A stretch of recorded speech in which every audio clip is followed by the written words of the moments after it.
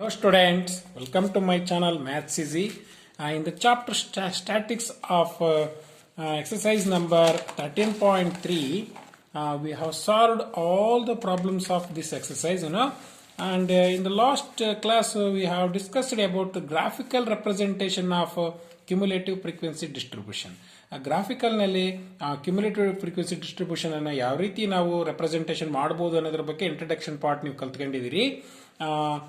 In the 9th standard we know how to represent the data through the graphs. ಹೌದಾನೆ, ಯಾವ್ಯಾವ ಹಿಸ್ಟೋಗ್ರಾಮ್ಸ್ and also frequency polygon ಇವನ್ನೆಲ್ಲ ಯಾವ ರೀತಿ ನಾವು graph ನಲ್ಲಿ draw ಮಾಡೋದು ಅನ್ನೋದ್ರ ಬಗ್ಗೆ ನೀವೆಲ್ಲ ಕಲ್ತ್ಕೊಂಡಿದ್ದೀರಿ. And also in the last class we have discussed about two types of cumulative frequency curves. ಯಾವ್ಯಾವು? The first one is less than type, less than curve, and another one is more than cumulative frequency curve. Other name is cumulative frequency curve. ಇನ್ನೊಂದು ಹೆಸರು ಏನಿದೆ? ಓಜಾಯ್. ಹೌದಾನೆ, is also called as ಓಜಾಯ್. ಗೊತ್ತಾನೆ ಯಾವ ರೀತಿ ನೀವು ಎರಡು frequency cumulative frequency curves ನ ಯಾವ ರೀತಿ ನೀವು ಡ್ರಾ ಮಾಡೋದು ಅನ್ನೋದ್ರ ಬಗ್ಗೆ ನೀವು ಕಲ್ತ್ಕೊಂಡಿದ್ದೀರಿ. And also by using these curves, ಈ ಕರ್ವ್ಸ್ ಇಂದ ನಾವು easily we can calculate the median. ಹೌದಾನೆ, ನಾವೇನನ್ನು ಕ್ಯಾಲ್ಕುಲೇಟ್ ಮಾಡ್ಬೋದು? Median of the data. Median ಅನ್ನು ಯಾವ ರೀತಿ ನಾವು ಕ್ಯಾಲ್ಕುಲೇಟ್ ಮಾಡ್ಬೋದು ಅನ್ನೋದು ನಮಗೆ ಗೊತ್ತಾಗುತ್ತೆ. ಇಲ್ಲಿ ಮೋಡ್ ಅಂಡ್ ಮೀನ್ ಬರೋದಿಲ್ಲ. ಗೊತ್ತಾಯ್ತಲ್ಲ ಮಕ್ಕಳೇ? ಹಾಗಿದ್ದ ಮೇಲೆ let see how to calculate the problems related to the exercise number 13.4. Exercise number 13.4 ಅನ್ನ ಯಾವ ರೀತಿ ನಾವು ಕ್ಯಾಲ್ಕುಲೇಷನ್ ಮಾಡೋದು ಅನ್ನೋದ್ರ ಬಗ್ಗೆ ನಾವು ಕಲ್ತ್ಕೊಳ್ಳೋಣ. ಹಾಗಿದ್ದ ಮೇಲೆ the first question is like this. The following distribution gives the daily income of 50 workers of a factory. ಒಂದು ಫ್ಯಾಕ್ಟರಿಯಲ್ಲಿ 50 ವರ್ಕರ್ಸ್ ಇದ್ದಾರೆ. ಅಲ್ಲೊಂದು ಡಾಟಾ ಕೊಟ್ಟಿದ್ದಾರೆ. ಅವರು ಏನ್ ಡಾಟಾ ಕೊಟ್ಟಿದ್ದಾರೆ ಅದ್ರ ಮೇಲೆ ನಾವು ಕ್ಯಾಲ್ಕುಲೇಷನ್ ಮಾಡೋಣ. ವಾಟ್ ಎವರ್ ದ ಡಾಟಾ ಏನಾರ ಇರಲಿ, ಡೈಲಿ ಇನ್ಕಮ್ ಕೊಟ್ಟಿದ್ದಾರೆ and also number of workers ಕೊಟ್ಟಿದ್ದಾರೆ. ಇಲ್ಲಿ convert the distribution above to a less than type. This is very important. Underlined word ಇದು, ಲೆಸ್ ದೆನ್ ಟೈಪ್. ನೀವು ಎಕ್ಸಾಮಿನೇಷನ್ ಅಲ್ಲಿ ಇವನ್ನ ನೀವು ಅಬ್ಸರ್ವ್ ಮಾಡಬೇಕು. ಈ ತರ ಏನೇನೋ ಫೈಂಡ್ ಔಟ್ ಮಾಡಬೇಕು ಅನ್ನೋದನ್ನ ನೀವು ಅಬ್ಸರ್ವ್ ಮಾಡಬೇಕು. Convert the distribution above to a less than type cumulative frequency distribution. ಏನ್ ಮಾಡ್ಬೇಕು ಇಲ್ಲಿ? Less than type cumulative frequency distribution ಅನ್ನ ನಾವು ಕನ್ವರ್ಟ್ ಮಾಡಬೇಕು. And also draw its ogive. ಗೊತ್ತಿದೆಯಲ್ಲ ಓಜಾಯ್ ಅಂದ್ರೆ ಏನು? Cumulative frequency distribution curve. ಗೊತ್ತಾಯ್ತಲ್ವಾ? ಯಾವ ರೀತಿ ಇದು? ಲೆಸ್ ದೆನ್ ಟೈಪ್ ಮಾಡಬೇಕು. That is what you are going to find out in this question. ಗೊತ್ತಾಯ್ತಲ್ಲ? ಇದನ್ನ ನೀವು ಈ ಕ್ವಶನ್ ಅಲ್ಲಿ ಏನೇನು ಫೈಂಡ್ ಔಟ್ ಮಾಡ್ಬೇಕು ಅನ್ನೋದು ನೀವು ಮೊದಲು ಐಡೆಂಟಿಫೈ ಮಾಡಬೇಕು. ಅಂಡ್ ಆಲ್ಸೋ ಇನ್ನೊಂದು ಎಚ್ಚರಿಕೆ ಏನ್ ಇಟ್ಕೋಬೇಕಪ್ಪ ಅಂದ್ರೆ, ಇದರಲ್ಲಿ ಕ್ಲಾಸ್ ಇಂಟರ್ವಲ್ಸ್ ಏನ್ ಕೊಟ್ಟಿದಾರಲ್ಲ, ಇವೇನ್ ಕಂಟಿನ್ಯೂಸ್ ಇದಾವೋ ನಾನ್ ಕಂಟಿನ್ಯೂಸ್ ಆ ತರ ಇದೆಯಾ ಅನ್ನೋದನ್ನ ನೋಡ್ಕೋಬೇಕು. ಇಲ್ಲಿ ನೋಡ್ರಿ, 100 to 120 ಇಂದಾನೆ ಶುರುವಾಗಿದೆ, ನೋ ಪ್ರಾಬ್ಲಮ್. ಅಂಡ್ ಆಲ್ಸೋ 140ಗೆ ಅಂಡ್ ಆಲ್ಸೋ 140 ಇಂದಾನೆ ಶುರುವಾಗಿದೆ.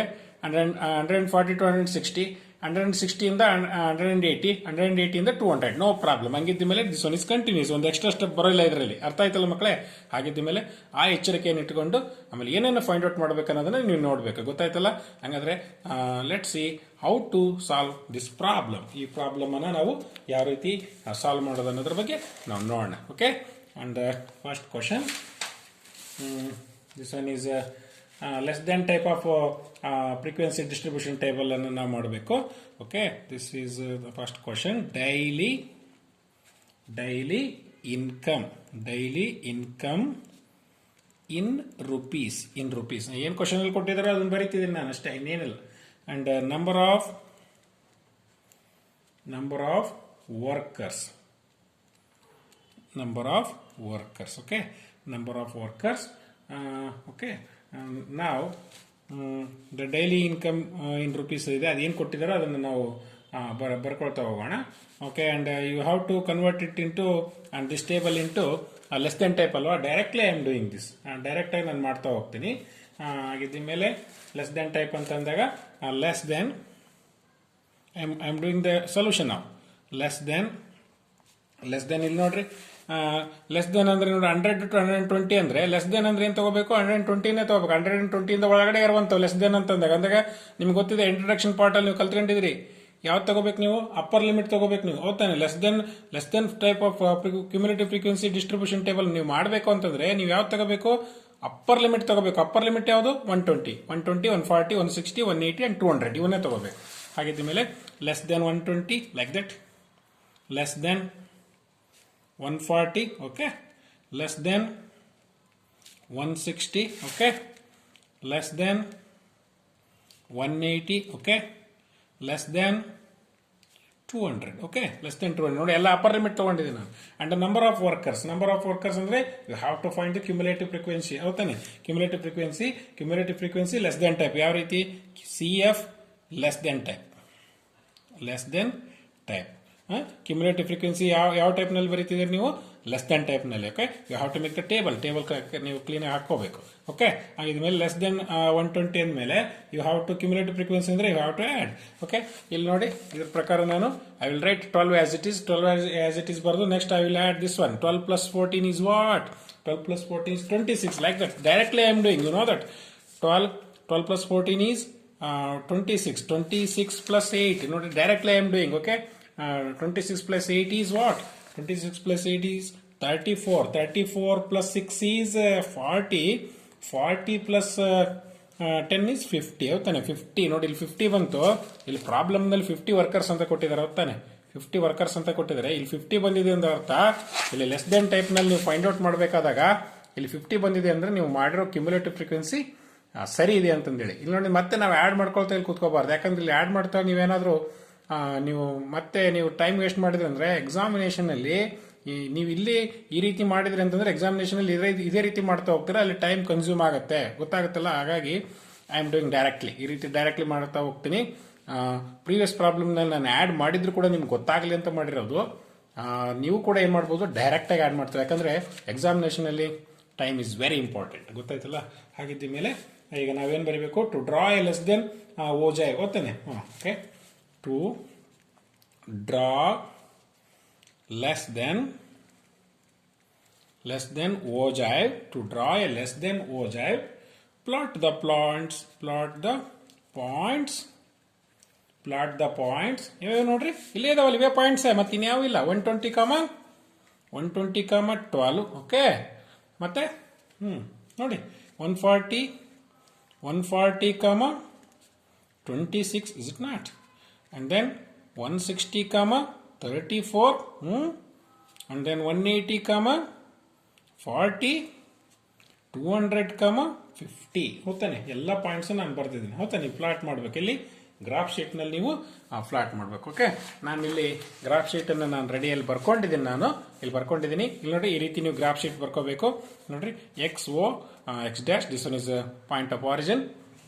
YO, Y dash. ನಿಮ್ಗೆ ಗೊತ್ತಿದೆ ಗ್ರಾಫ್ ಯಾವ ರೀತಿ ಡ್ರಾ ಮಾಡ್ಬೇಕನ್ನೋದು ನಿಮ್ಗೆ ಗೊತ್ತಿದೆ ನಿಮಗೆ.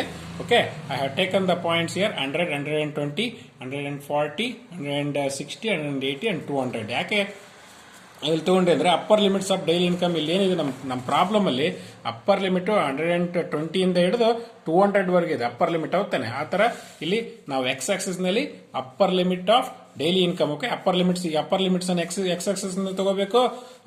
ವೈ ಆಕ್ಸಿಸ್ ನಲ್ಲಿ ಕ್ಯುಮುಲೇಟಿವ್ ಫ್ರೀಕ್ವೆನ್ಸಿ. ನೋಡಿ, ಕ್ಯುಮುಲೇಟಿವ್ ಫ್ರೀಕ್ವೆನ್ಸೀಸ್ ವೈ ಆಕ್ಸಿಸ್ ಯಾವಾಗಲೂ ನೀವು ಯಾವುದೇ ರೀತಿ ಎನಿ ಟೈಪ್ ಆಫ್ ಓಜೈವ್ ನೀವು ಬರೀರಿ, ಲೆಸ್ ದೆನ್ ಟೈಪ್ ಆರ ಬರೀರಿ, ಮೋರ್ ದೆನ್ ಟೈಪ್ ಆರ ಬರೀರಿ. Cumulative frequency on Y axis and also upper or lower limit ಅನ್ನು ನೀವು ಇಲ್ಲಿ ಎಕ್ಸ್ ಆಕ್ಸಿಸ್ ನಲ್ಲಿ ತಗೋಬೇಕು. ಇಲ್ಲಿ ನೋಡಿ, ನಮ್ದು ಅಪ್ಪರ್ ಲಿಮಿಟ್ ತಗೋಬೇಕು ತಾನೆ, ಯಾಕಂದ್ರೆ less than type of cumulative frequency. ಹಾಗಾಗಿ upper limit of daily income ಅಂದ್ರೆ ಪ್ರಾಬ್ಲಮ್ ಅಲ್ಲಿ ಕೊಟ್ಟಿದ್ದಾರೆ ಅವರು. ಬೇಕಾದ್ರೆ ನಿಮ್ ಡಿಪೆಂಡಿಂಗ್ ಅಪಾನ್ ದಿ ಪ್ರಾಬ್ಲಮ್ ಇದು ಚೇಂಜ್ ಆಗ್ತಾ ಹೋಗುತ್ತೆ. But upper limit will not going to be change. ಇದು ಚೇಂಜ್ ಆಗಲ್ಲ. Upper limit of daily income ಅಂದ್ರೆ ಪ್ರಾಬ್ಲಮ್ ಅಲ್ಲಿ ಕೊಟ್ಟಿದ್ದಾರೆ ಅವರು. ಹಾಗಾಗಿ ಗೊತ್ತಾಯ್ತಲ್ಲ? ಆಗಿದ್ದ ಮೇಲೆ I have taken the points like this. Okay, 100, 120 ಈ ರೀತಿ ನಮ್ದು ಅಪ್ಪರ್ ಲಿಮಿಟ್ ಶುರು ಆಗುತ್ತೆ. ಅಂಡ್ ಆಲ್ಸೋ ಕ್ಯುಮುಲೇಟಿವ್ ಫ್ರೀಕ್ವೆನ್ಸಿ ನೋಡ್ರಿ, cumulative frequency is 12, 26 like this. And 10 ಇಂದ ತಗೊಂಡ್ಬಿಟ್ಟಿದ್ದೀನಿ ನಾನು. ಹೌದಲ್ವಾ? 10, 20 ಲೈಕ್ ದಟ್. ಅಪ್ ಟು ಎಲ್ಲಿ ತನಕ? 60 ತನಕ ತಗೊಂಡಿದ್ದೀನಿ. ಯಾಕೆ ಹೇಳಿ? ಅಪ್ ಟು 50 ತನಕ ಇದೆ, 60 ತನಕ ತಗೊಂಡಿದ್ದೀನಿ. ಅಲ್ಲಿವರೆಗೂ ನಾನು ಮಾರ್ಕ್ ಮಾಡಬಹುದು ಅಂತೇಳಿ. ಹಾಗಿದ್ಮೇಲೆ let see how to mark the points, plot the points. Okay, ಆ ಪಾಯಿಂಟ್ಸ್ ಅನ್ನು ಯಾವ ರೀತಿ ನಾವು ಪ್ಲಾಟ್ ಮಾಡೋದು ಅನ್ನೋದನ್ನ ನೋಡೋಣ. For the first point is 120, 12. Okay, ನಿಮ್ಗೆ ಗೊತ್ತಿಲ್ಲ ಇದು ಯಾವ ರೀತಿ ಮಾಡೋದು ಅನ್ನೋದು. 120, 12. This is 10 and 2 points here. And this one is 120, 12. And then 140, 26. 140, and this one is 20, 25 and 26. This point. Okay. 140, 26. And then 160, 34. 160, see the points, 160, 34, okay. 160, and this one is 30, and 4 points, 1, 2, 3, 4, okay. 160, 34, okay. And then 180, 40. 180, exactly 40, okay. This one is 180, 40, and this, and last one is 200, 50, okay. 200, 50, okay. We have to join these points, okay. ಈ points ಅನ್ನು join ಮಾಡಬೇಕು. ಈ points ಅನ್ನು join ಮಾಡಬೇಕಾದ್ರೆ you should not use the scale. ಯಾವ ರೀತಿ join ಮಾಡಬೇಕಂದ್ರೆ free and smooth curve, okay. Free and smooth ಕರ್ವ್ನಲ್ಲಿ ನೀವು ಜಾಯಿನ್ ಮಾಡಬೇಕು. By using free and smooth ಕರ್ವ್ನಿಂದ ನೀವೇನು ಮಾಡಬೇಕು, ಜಾಯಿನ್ ಮಾಡಬೇಕು. ಡೋಂಟ್ ಯೂಸ್ ದ ಸ್ಕೇಲನ್ನು ನೀವು ಯೂಸ್ ಮಾಡಬಾರ್ದು. ಸ್ಕೇಲನ್ನು ನೀವು ಯೂಸ್ ಮಾಡಬಾರ್ದು. ಗೊತ್ತಾಯ್ತಲ್ಲ ಮಕ್ಕಳೇ? ನೋಡ್ರಿ, I have drawn this graph by using free hand smooth curve. ಗೊತ್ತಾನೆ? ಫ್ರೀ ಹ್ಯಾಂಡ್ ಸ್ಮೂತ್ ಕರ್ವ್ನಲ್ಲಿ ನಾವು ಡ್ರಾ ಮಾಡಿದ್ವಿ. This is how to draw a less than type of a curve. ಹೌದಾ? ಲೆಸ್ ದೆನ್ ಟೈಪ್ ಆಫ್ ಕರ್ವ್ನ ಯಾವ ರೀತಿ ನಾವು draw ಮಾಡೋದು ಅನ್ನೋದ್ರ ಬಗ್ಗೆ ನಮ್ಗೆ ಗೊತ್ತಾಯ್ತು. This is called less than ogive. This one is what? Less than OJAG, less than OJAG. That is the answer for the first question. In the next class, we are going to solve the second question. Okay? Thank you.